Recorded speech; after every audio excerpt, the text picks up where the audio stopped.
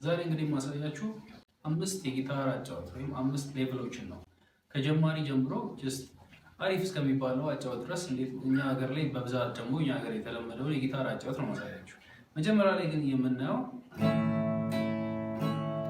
ኮርድ እያየ የሚጫወት ሰው ማለት ነው። ይሄ በብዛት ጀማሪ የጊታር ተጫዋቾች የሚያደርጉት ነው። ኮርድ ይዘው ቀኛችሁንና የግራ ጣታችሁን እጃችሁን የተመለከታችሁ መጫወት ማለት ነው። ይሄ ኮርዶቹን ካለመሸምደድ ወይም ጀስት ሙሉ ለሙሉ ካለመያዝ የተነሳ ይሆናል። ሁለተኛው አጫወት ደግሞ ሞር ኮርዶቹን በደንብ አድርጎ መጫወት።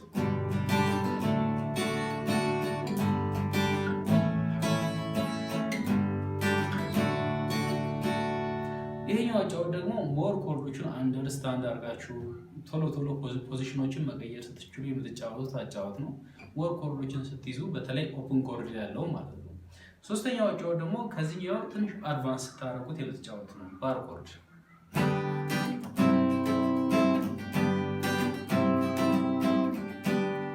ኮርዶቹን በደንብ ከያዛችሁ በኋላ የባር ኮርዶቹን አንደርስታንድ አድርጋችሁ ይሄኛው ትንሽ ቻሌንጅ ያደርጋል። ሞር ከፍ እያላችሁ የምትጫወቱት አጫወት ነው። ሞር ሊድ ጊታር ተጫዋች ስትሆኑ ደግሞ ወደ ሊድ ጊታር ሽፍት ለማድረግ ከፈለጋችሁ ባር ኮርድ መልመድ አለባችሁ ማለት ነው። ኢዚ ነው ለመጫወት፣ ትንሽ ለመያዝ መጀመሪያ አካባቢ ሊከብድ ይችላል። ከዛ በኋላ ደግሞ መጫወት ትችላላችሁ። ሶስተኛው አጫወት ደግሞ ሞር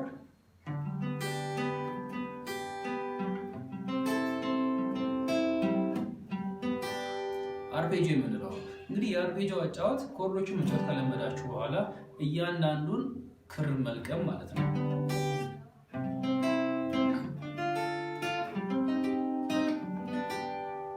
ይሄኛው ደግሞ ሞር ከፍ እያላችሁ ስትመጡ በተለይ ባር ኮርድ ከለመዳችሁ በኋላ የምትጫወቱት ነው።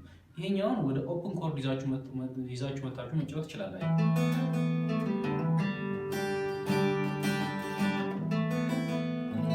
አርፔጂዮ ከለመዳችሁ በኋላ እነዚህ የዜማ እንትኖች መጨማመር በጣም ሲምፕል ነው። ሌላኛው በጣም ከፍ ስትሉ የምትጫወቱት ሞር እነዚህን ከለመዳችሁ በኋላ ግድ ማወቅ ያለባችሁ ነገር ስኬል ነው። ሞር የዜማ አጫወት ማለት ነው።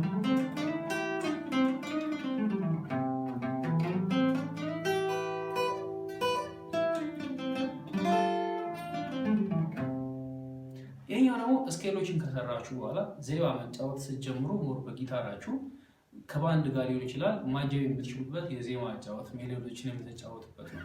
እንግዲህ አምስቱም የጊታር በተለይ የተለመዱት እኛ ሀገር ላይ ይሄን ይመስላሉ። ሞር ደግሞ ወደ ምዕራቡ ስንሄድ የተለያዩ አጫወቶች አሉ። ለምሳሌ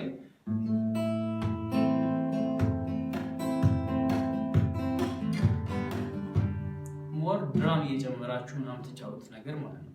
እሱንም እነዚህን ከለመዳችሁ ላይ የምሰሩ ስለሆነ ኢዚ ነው ማለት ነው።